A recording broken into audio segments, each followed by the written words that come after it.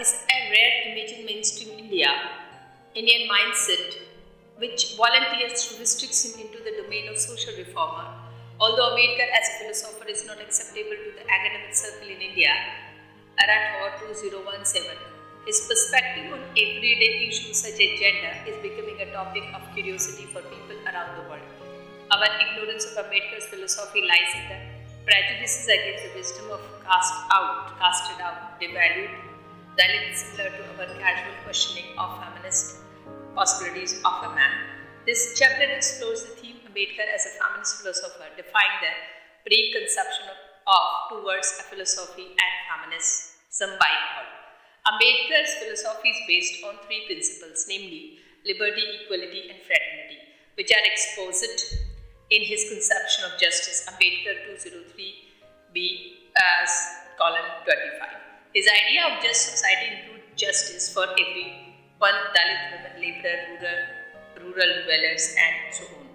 Given the patriarchal structure of social organizing, a woman as a significant unit are deprived of fundamental rights. Ambedkar investigates into the root of their degradation and seeks to establish a system with a dignified life of them.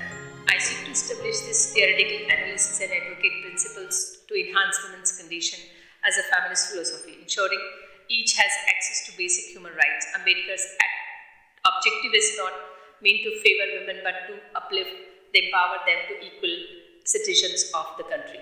As explicated further in various sections of this chapter, Ambedkar lays the groundwork for gender justice in India. The following section includes his feminist critique and grand narratives which support patriarchal norms, namely the Ramayana and Mahabharata and Manusmriti. He investigates the way in which women degrading practices are preached and manifested by the idealized characters of Hindu tradition, thereby exposing their irrationality and ethical failure, Arya 2017. In his quest for gender justice, Ambedkar forward evidence of other Indian literature, namely Patanjali's Mahabhashya, Kautilya's Arthashastra, and several Buddhist texts as testimonial to gender equality in ancient Indian culture. The next section deals with the Ambedkar's alternative to the prevailing social order based on patriarchal norms. It exposes his view on the kind of treatment a woman should be given in a family and society, which is evident in his founding of gender justice law in the form of Hindu Code Bill. It also highlights the kind of differences these laws bring about in lives of Indian women and their progress. The section that follows scrutinized debate in Indian feminist discourse in light of Ambedkar's thinkers such as Gopal Guru, Nivedita Menon, Sharmila Regi, Uma Chakravarti, and Nikita are discussed and debated with the regards to those issues. It also includes the discussion of major standpoints of feminist discourse as dealt by Indian thinkers, namely Marxist, feminist, liberal, feminist, and Dalit feminist standpoints. In conclusion, I seek to state the relevance of Ambedkar's feminist philosophy in present context. Ambedkar's feminist critique of patriarchal grand narrative. Among grounds of convincing Ambedkar as a feminist philosopher is his theoretical contribution to women's emancipation. What readers and failures of struggles towards gender justice, the religious preaching for gender hierarchies. Though a philosophical engagement with these topics, Ambedkar seems to dismantle the inhuman and illogical justification of patriarchal norm. First, he challenges the socially idealized relation of women and man with the institution of marriage.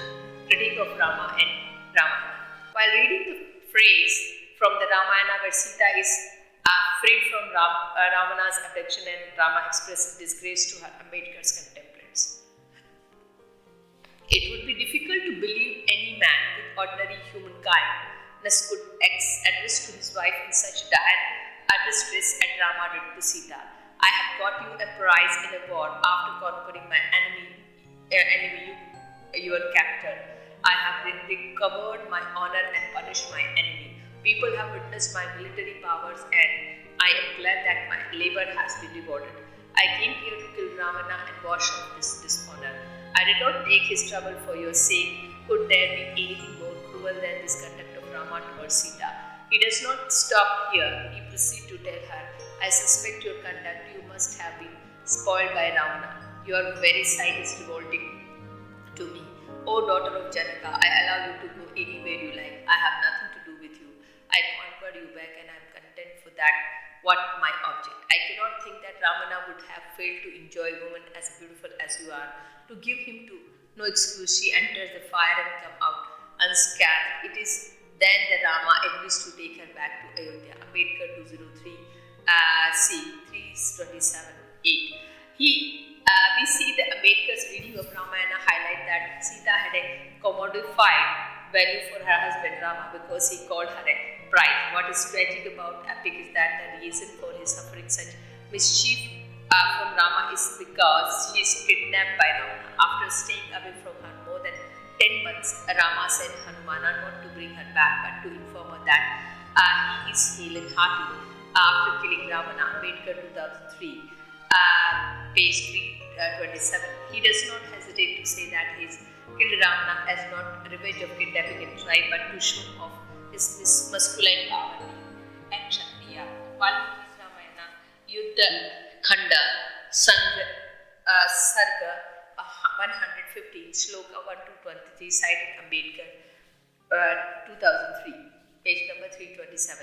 This test of purity performed by Sita is known as Agni Pariksha. Kshatriya is the second caste in Hindu Varna system. That is the social categorization of professional duties according to the Vedic process of personal evolution and community cooperation after Brahmin, whose prescribed profession is to fight and decide by their birth according to Hindu religion. When she conveyed her longing to sea, she was told that he bore no relationship with her. Again, why? It must have been because she must have been enjoyed by Ravana.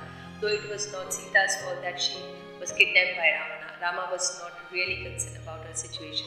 The notion of being enjoyed showed that Sita was reduced to a sexual object which could only be possessed by one man in lifetime. In case of misfortune of sexual violence by Ravana, her love and regard for Rama immediately turned nil. She was taken to her husband's home only after she proved her purity through surviving the fire, Agni Pariksha.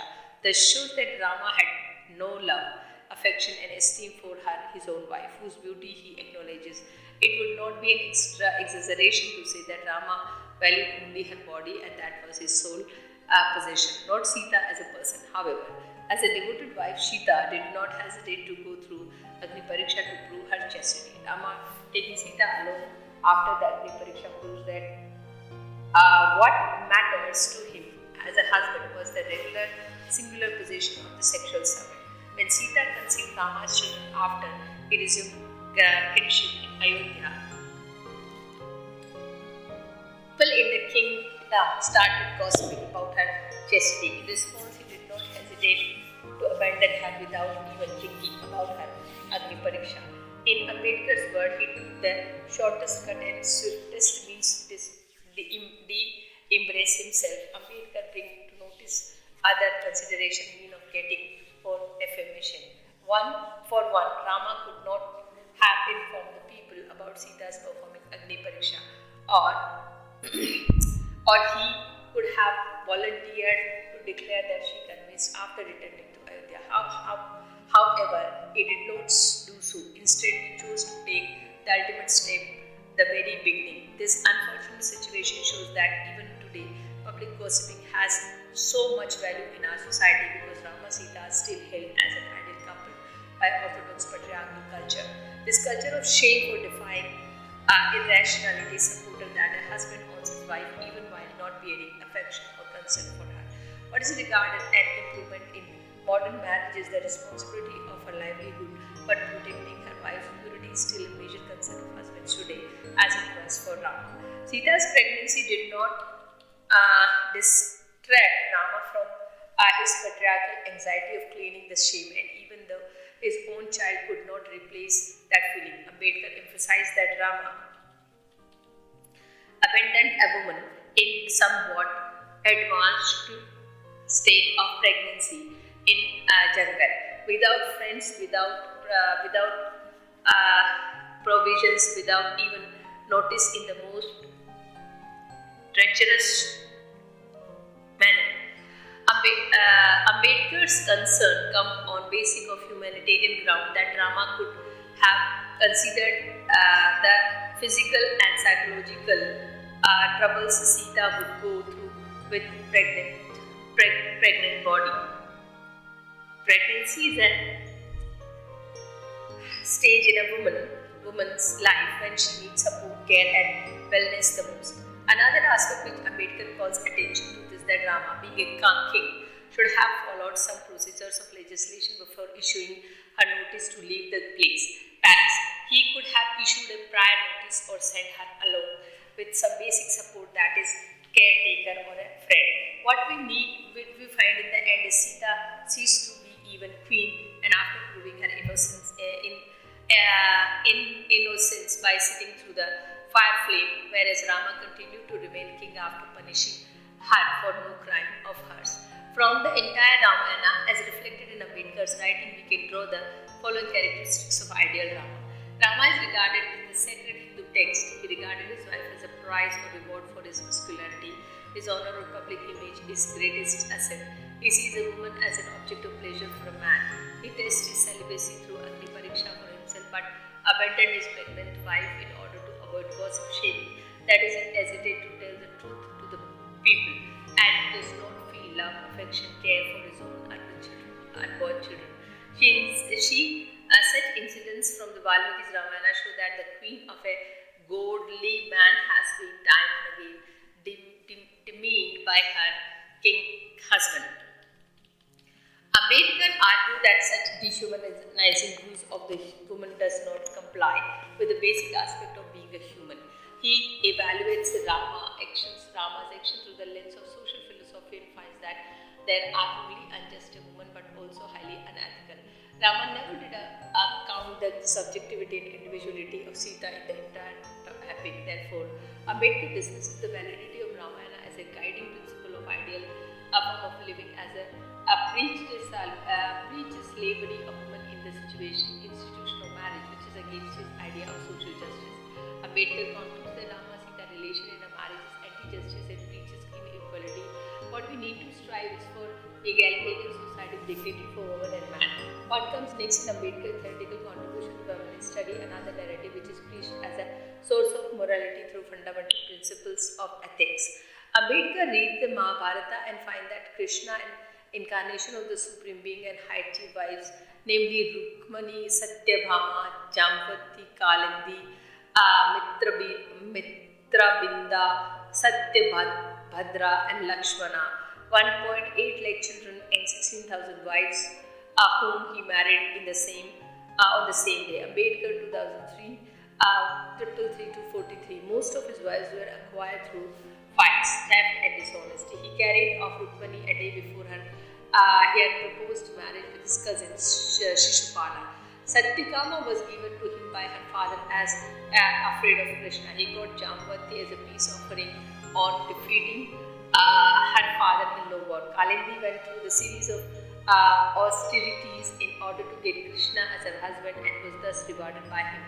Mitrabinda was a cousin of Krishna who was carried off him from the Swayamvara ground. Satya was born by Krishna for killing a number of naughty bulls belonging to her father. Lakshmana was carried off by him, her Swayamvara ground. Krishna even advised Arjuna to carry his half-sister, Balram's sister Subhadra, of like a brave Kshatriya without depending on the chance of Swayamvara. Observing the disregardful and disrespectful treatment of women, Ambedkar commented that Krishna did not take the pain of arguing and acted on his own. We cannot derive from the Mahabharata that the incarnation of God Vishnu, Krishna, and the respective fathers and women demons objectifying the commodified them. They were rewarded to Krishna by victory in the fight, or they were offered to him as penalty and compensation for the defeat and fear. He not only carried them off from the Swayamvara but also advised another to carry off women, including his half-sister. Krishna did not care for the consent of a woman.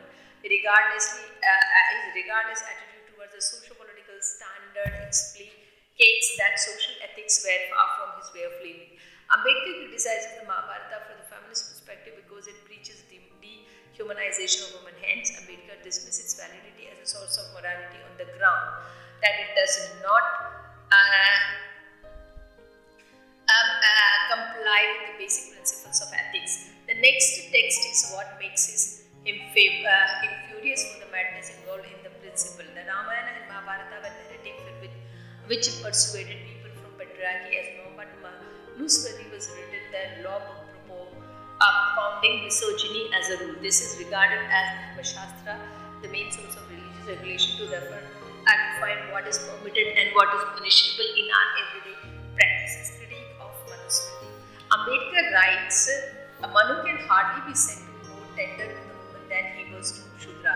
For Manu does not prevent a woman from giving his wife, but what he does to prevent his wife from becoming free. The meaning is that a wife sold or repudiated by her husband can never become the legitimate wife of another whom have brought or received her after she was repudiated. If this is not monstrous, nothing can be.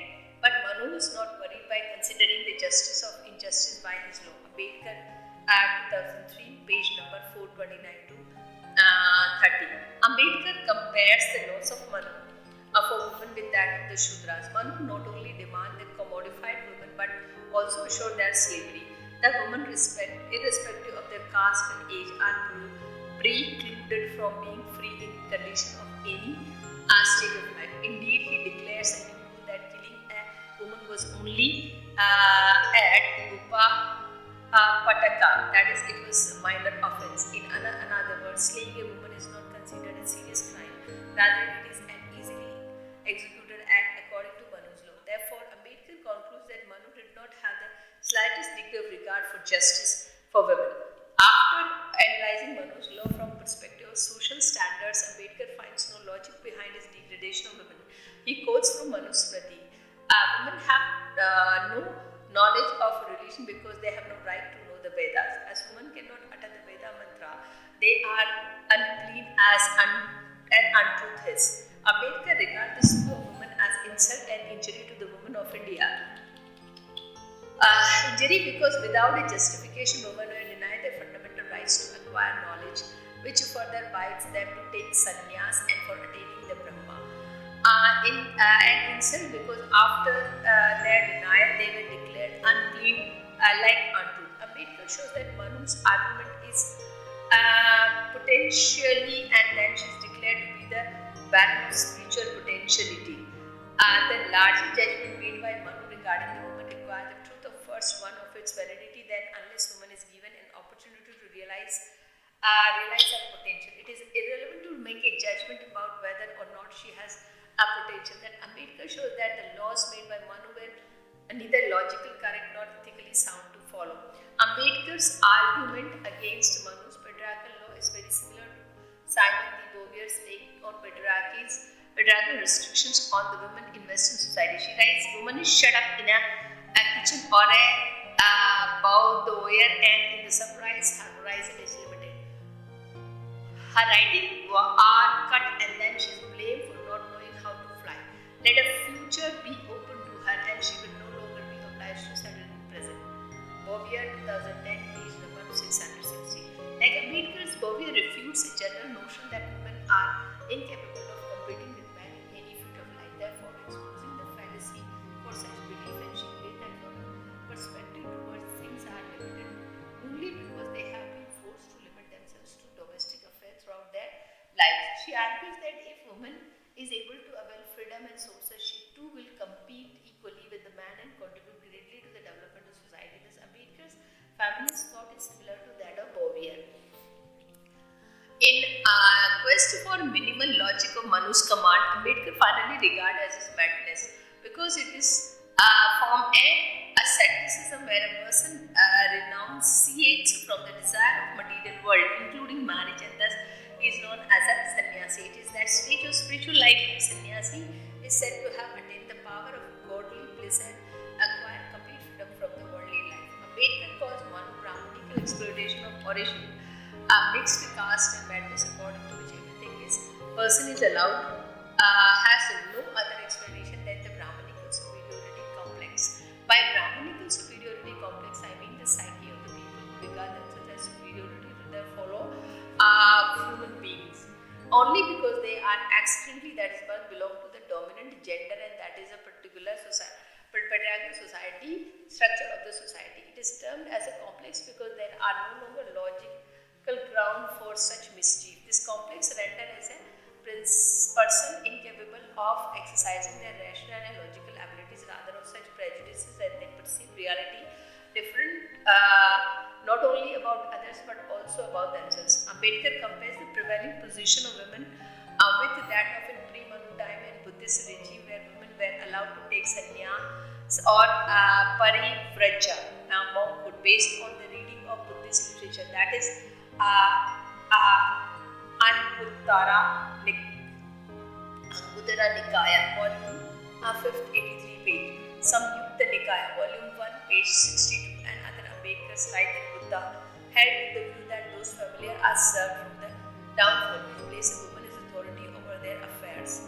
He had no hesitation in describing women as one of the 7 treasures and things of supreme value. Ambedkar, 2003, page 118. Ambedkar argues that women were treated not only equally to men rather than greater than them. They had great respect, power and possessions in Buddhist tradition. Ambedkar also refutes the existing notion of that women are not capable of pursuing intellectual endeavor and cites examples some of the ancient texts which describe women active participation in public domain. On the basis of this analysis of Patanjali Mahabhashya, Ambedkar 2003, page number 432 writes that the stories of women entering into public discussions with men on most abstruse subject of religion, philosophy, metaphysics are no means few.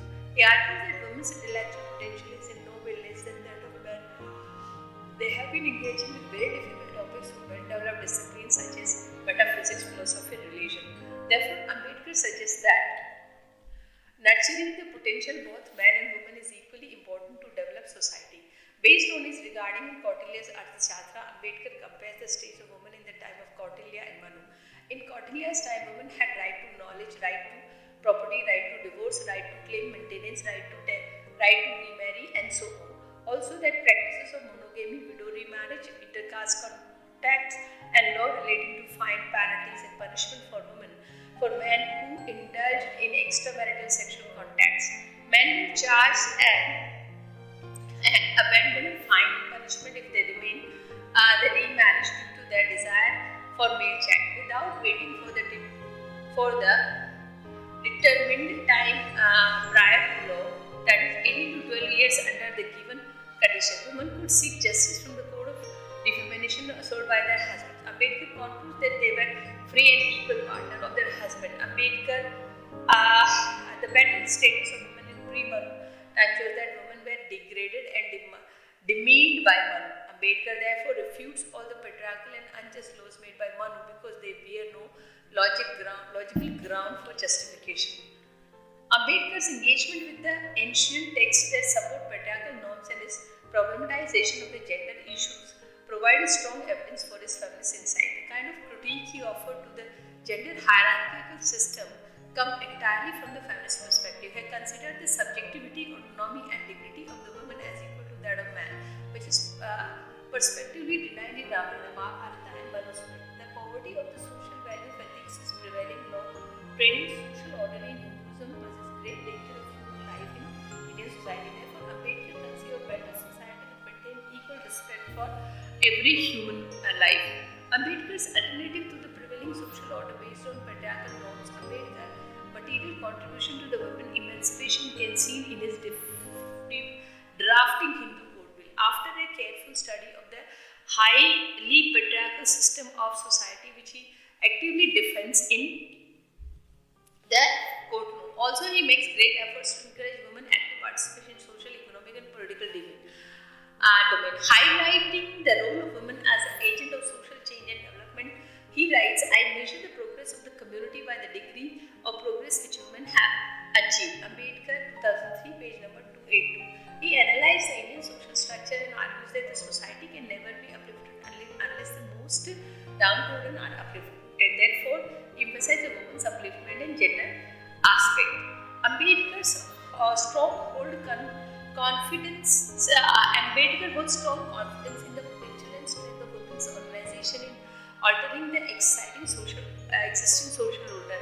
He says that his experience that women have played a very significant role in improving the condition of the weaker section of the weaker section class. Ambedkar believe that if women are truly taken into confidence, they may change the present picture of society, which is highly said as stratified and unjust. He advocates that unity is meaningless without the companionment of women. Education is fruitless without education of women, and education is incomplete without the strength of women.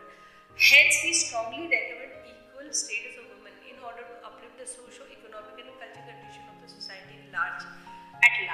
In independent India, in order to provide equality to women, Ambedkar dwells upon the political as well as the social realm of comment upon the legitimate treatment that women should get.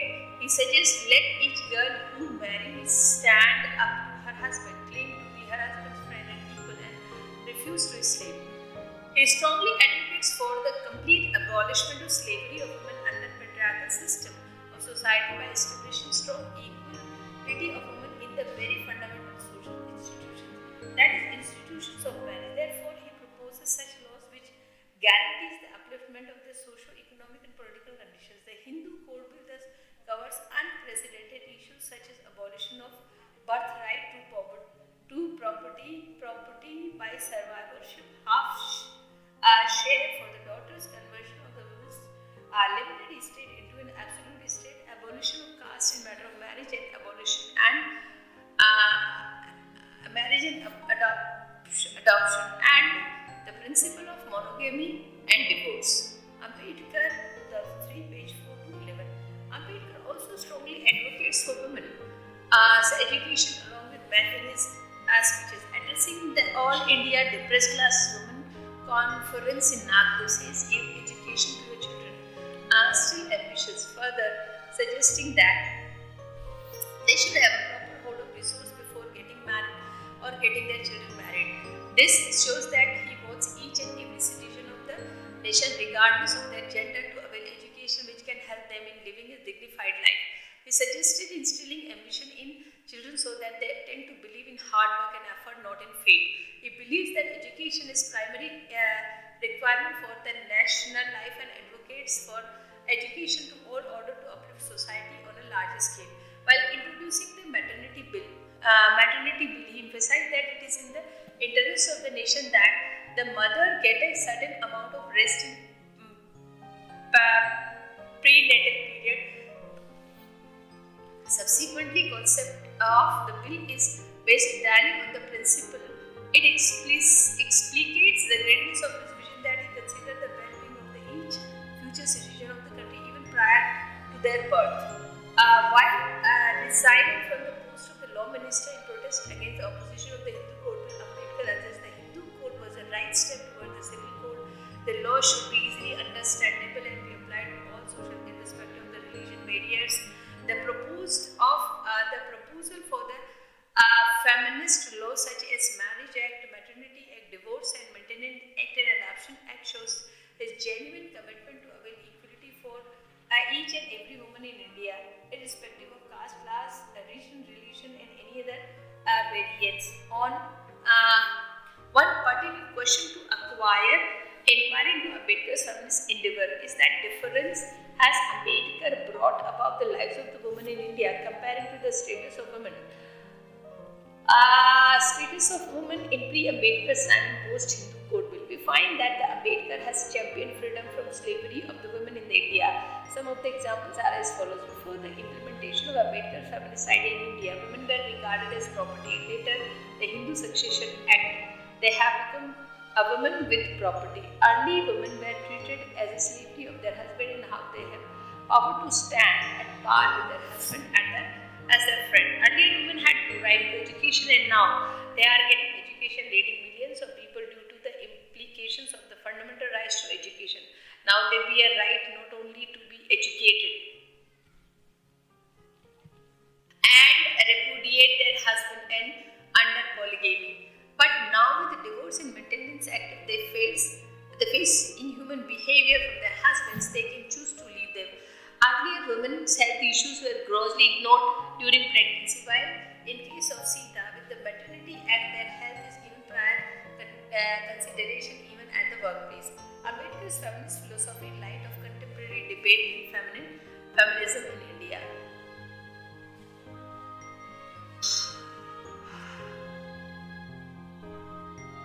The strong advocate of equality and social justice, Ambedkar championed the cause of progress and independence of the woman in India. Sharmila Reddy is the first thinker who finds the foundation of the feminist discourse of Indian Ambedkar's writing and practices. She did not only collect the highlights and feminist philosophy from Ambedkar's writing and her speeches, but also thinks his perspective in contemporary debate of feminism in Indian academia. In present context, support of Ambedkar's standpoint, Reggae, hold Ambedkar's forceful console to the Constituent Assembly of famous Common Civil Code, though the Hindu code will need to be seen as an effort to recognize the politically equal Indian woman's citizenship as an individual and not merely as a bearer of the honor of the family kinship community. Reggie argues that the Hindu code will facilitate standard a woman to be recognized as equal and free individual citizens as men rather than the less member of the family and something to be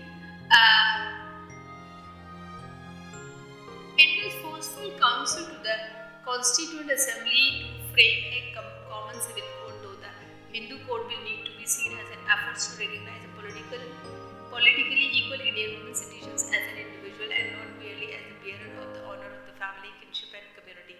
Reggie argues that the Hindu code will facilitate standards a woman to be recognized as an equal and free individual citizens as men rather than less than a member of the family or something to be gained and protected, namely honor. She claimed that Ambedkar's deep concern for gender equality is vibrant, visible from the active defense of the Hindu code bill in courtroom.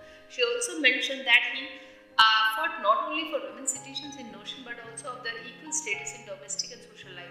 She attempts to highlight Ambedkar's endeavor for the empowerment of all citizens in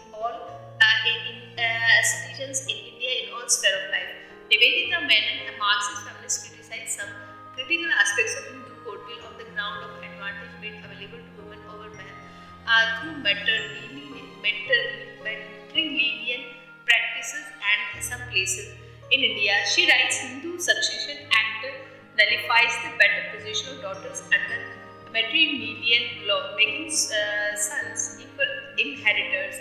She argues that Hindu Succession Act equalized the woman's socio-economic status under matrilineal practices with that of the man, so women cease to enjoy higher position than men. I argue that making sons equal inheritors of the mother's property should not seen as an disempowering daughters. In order to sincerely seek a gender justice, we might avoid such paths and steps which do injustice to man in the end. Feminist enterprise must not cause of the victimization of man.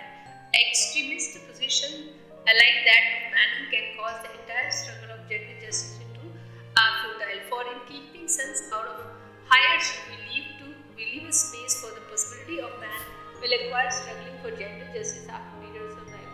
Such a method would make feminist struggle as circular and lead us nowhere. In the same line of debate, Reggae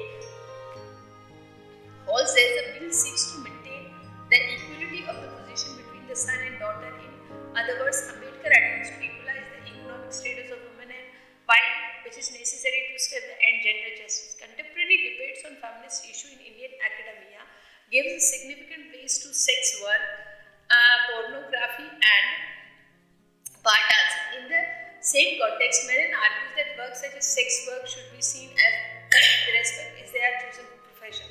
She writes, there is no more or less agency exercised in choosing to work as a domestic servant in multiple households for a pittance and with minimum dignity to be exploited by the contractors in arduous construction work, that is, choosing to do sex work, whether the sole occupation or alongside other work.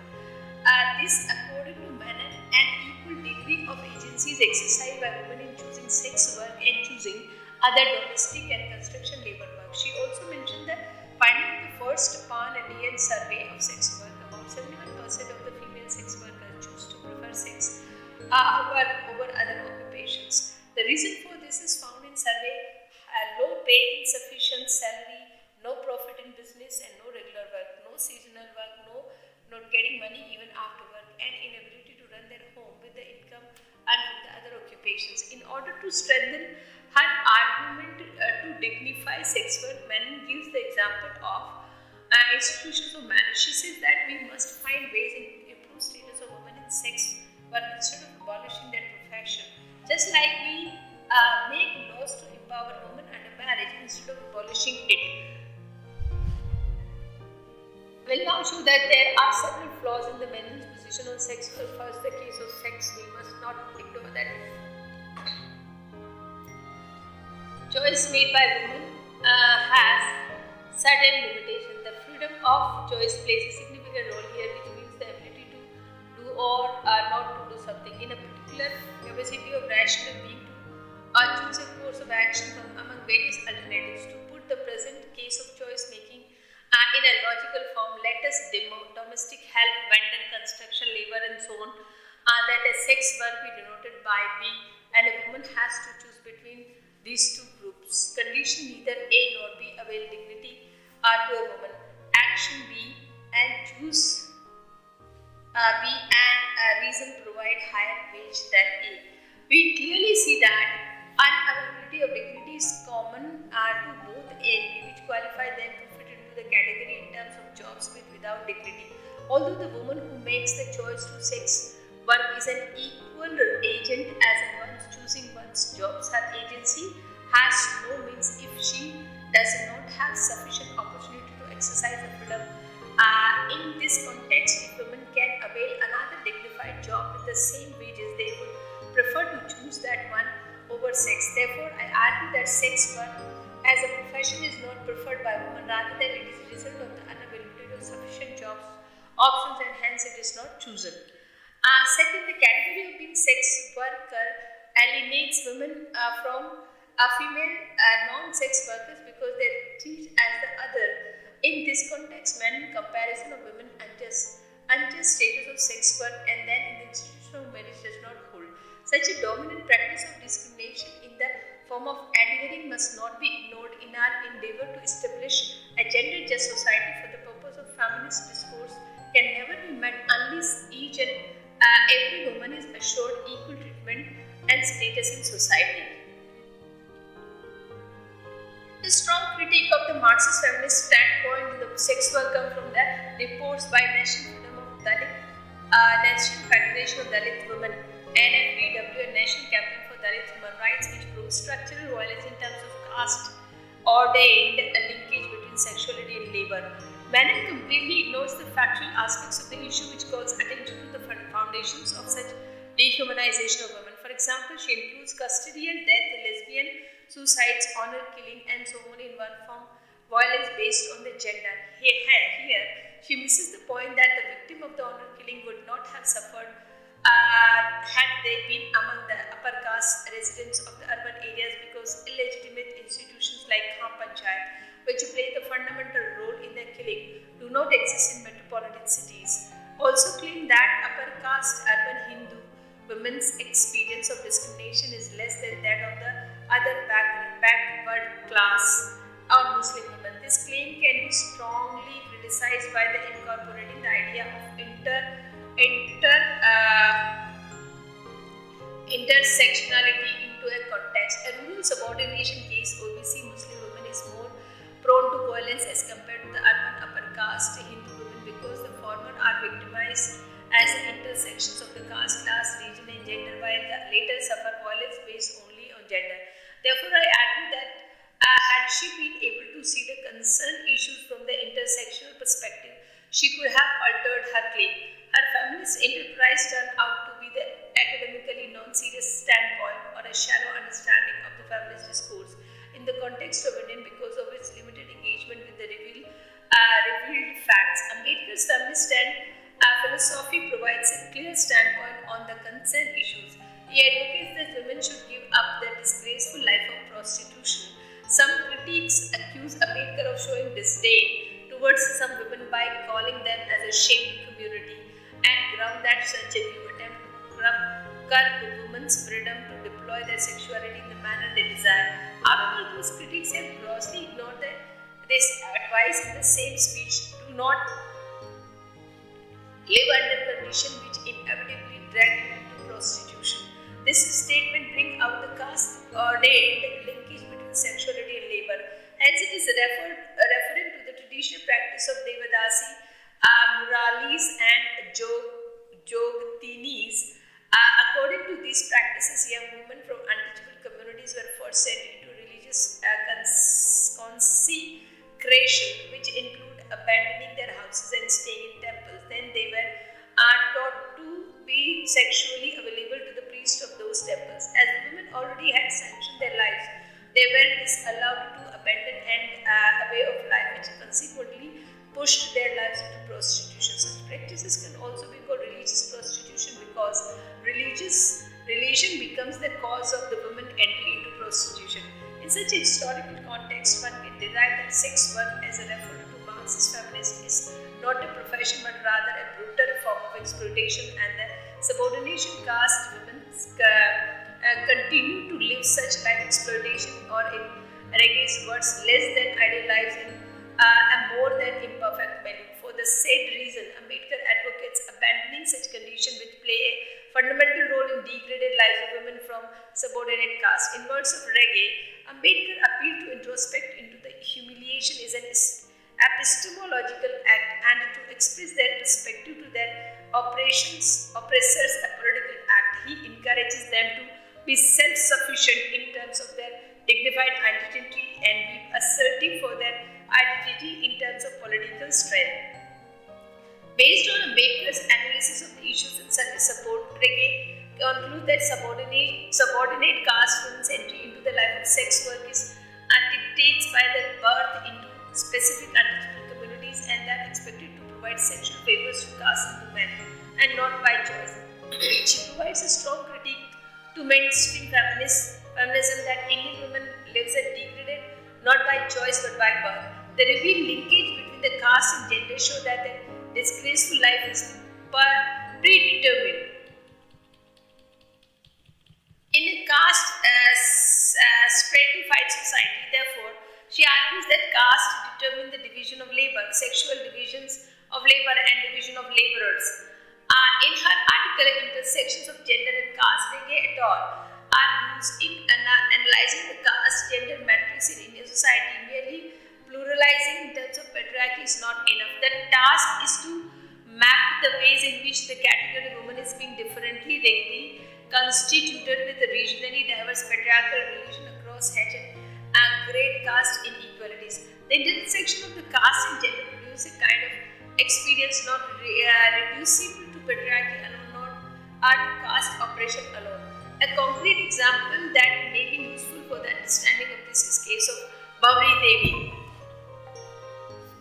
a women's development aide. Bamri Devi, a Dalit Sathin Devi, along with the members of the District Women Development Agency, was campaigning against one-year-old girl's marriage and was consequently gang raped by 5 upper caste men who were related to one another, 3 brothers, their uncle, and their brother-in-law, in presence of her husband.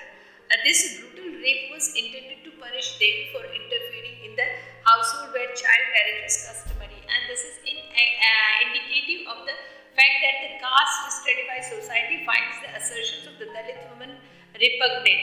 Had she been from upper caste family, it is less likely that she would have been degraded as a sexually available by those men. Had she been male, she might have suffered some other kind of violence but not rape. Had she not been from a lower caste, options beyond working as a Sathin would have been available to her. A single axis framework for such a case thus renders a dysfunctional analysis.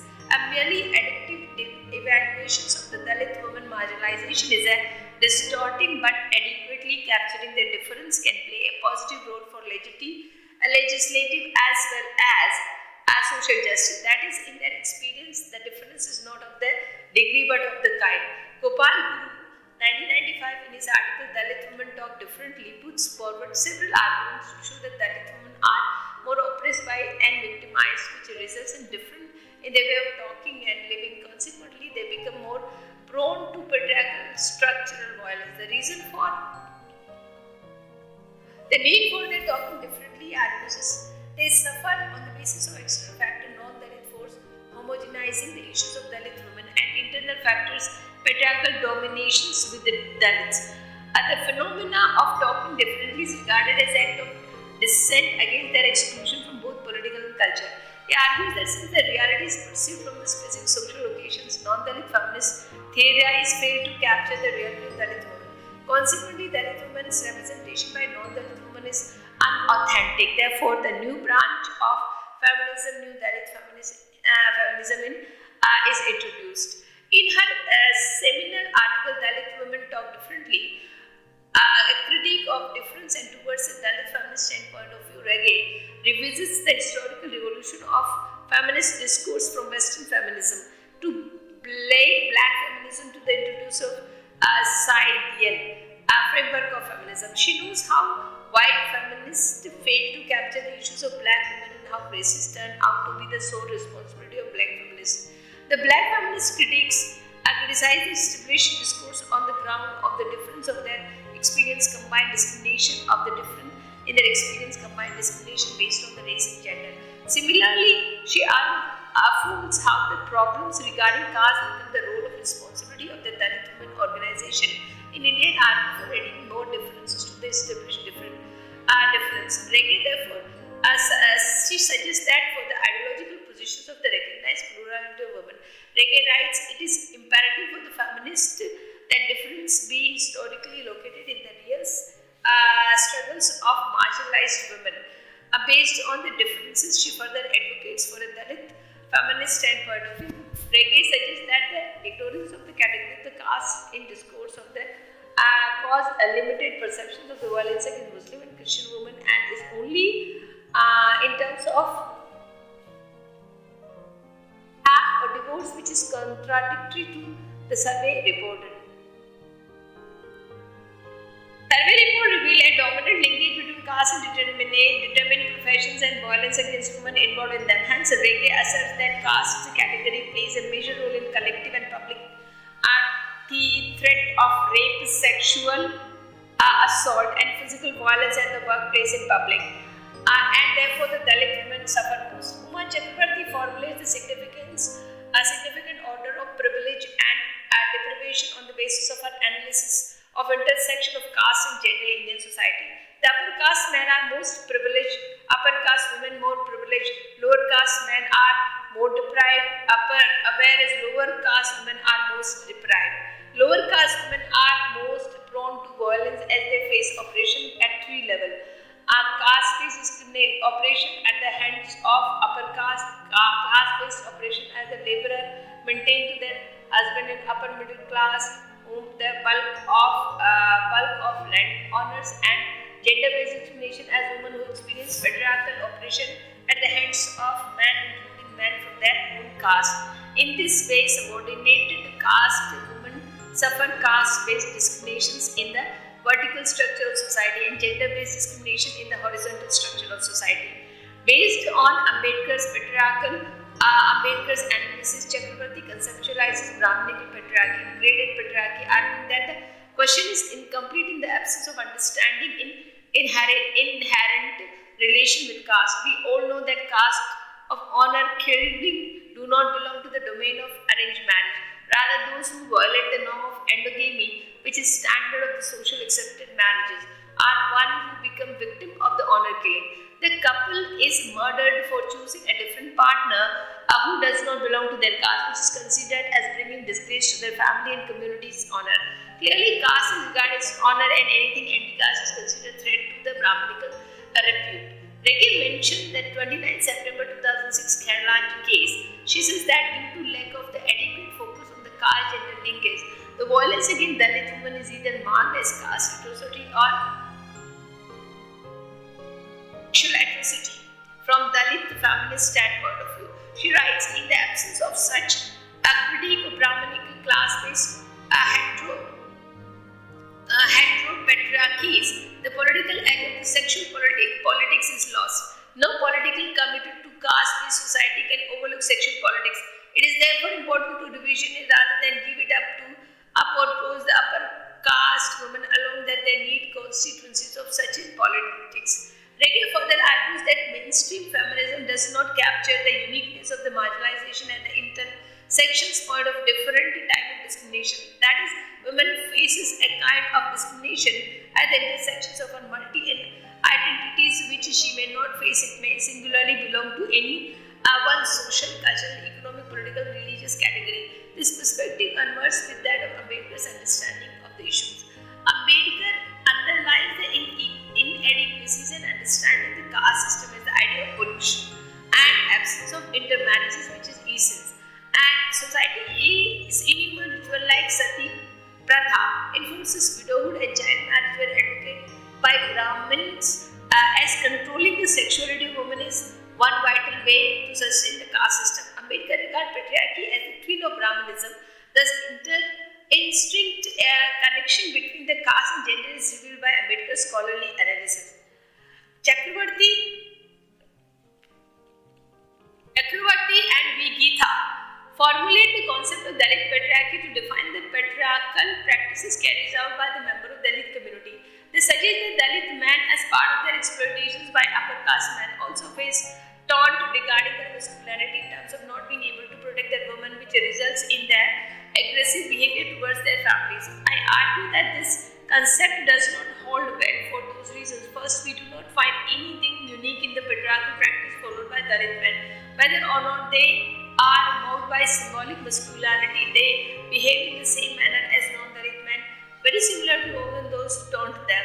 Therefore, the attempts to coin different terms for the same practices such as patriarchy turns out to be futile. Second, as the Gita conception, even middle caste, namely OBC, are prone to such emasculation. So shall we call that patriarchal practices OBC patriarchy? Similarly, Muslim men also face such taunt. So will there be Muslim patriarchy? Further, men from each and every caste faces discrimination by the immediate upper caste men. So will there be plural patriarchy called Mahar patriarchy, Kunubi patriarchy, Kshatriya patriarchy, Rajput patriarchy? This leads such a concept into the fallacy of infinite regression. Additionally, from the writing, it is not clear whether this concept is motivated by the concept of Brahmanical patriarchy as exposed by the Ambedkar. If this is the case, then feminists fail to understand the meaning of the Brahmanical patriarchy, which does not refer to the patriarchal practice followed by Brahmin man. Instead, it represents the multilateral nature of patriarchy against women. Thus, the concept of Brahmanical patriarchy explains the specific kind of patriarchy by exploring levels such as uniqueness in India. Also, a Dalit patriarchy has been conceived by thinking about the new development of feminist discourse known as Dalit feminism. It is missed the point of the later. Dalit feminism has evolved a similar ground for intersection as multiple deprivation faced by black women face on race and gender. Similarly, Dalit feminism recognizes the multiple deprivation of Dalit women based on caste and gender. They are considered as easy prey by upper caste men, and the concept of Dalit patriarchy falls in the same fallacy category as black patriarchy would. Also, Ambedkar feminist perspective would refute the concept. It does not stand on a logical basis. He might ask if women are patriarchal, will it call women patriarchy or a feminist patriarchy? For the given discussion, we find that Ambedkar's perspective on the issue concerning gender justice holds strong relevance in present context and seek to provide relevance in future. Also, its logical coherence, egalitarian approach and rich ethical values has consistently raised the issues of inequality and degradation of women throughout his regarding those of the religious texts which preach inequality based on the caste and gender. He strongly criticizes the commodified notion of the woman as a prize, property, sex, object and so on.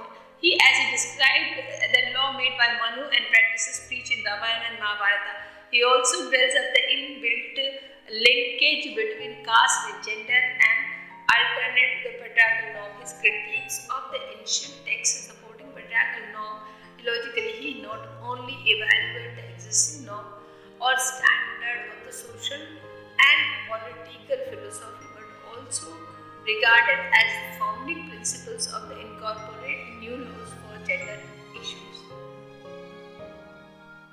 Ambedkar's alternative Alternative to the patriarchal practices come in the form of HSA, maternity bill, equal wages of the equal labor, and the feminist laws and pronounced in the Indian Constitution. He actively defends these laws, showing how they are eminently profound and particular and practically sound in order to pass them in the Constituent Assembly. Though these laws have altered and objectified value of women to a dignified member of the family and free and equal citizen of the nation. Thus, he attempts to ensure freedom from the slavery and ignorance of the Indian woman, though his formulation for Hindu code bill, which can be seen as an instance of his pragmatic philosophy.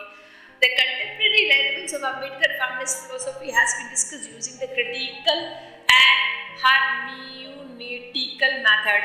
His concern for the upliftment of women is clearly visible in his formulation of the laws for women. Irrespective of the reason, religion, language, caste, class, he is a feminist philosophy, just like his contribution to the other discipline is based on the three basic principles of social philosophy, namely liberty, fraternity, and equality. Is explicitly visible across the board on the writings and speeches of and practices. This criticism on this perspective have been counter criticism and analytical and hypothetical methods. Thus, Ambedkar's basic principle of feminist philosophy, gender justice, nor hold strong relevance beyond the boundaries of space and limits of time. Arya and Rathod 2020, inspired by the groundwork of feminist epistemology, let us extend our efforts to better society with justice, equality, and freedom for everyone.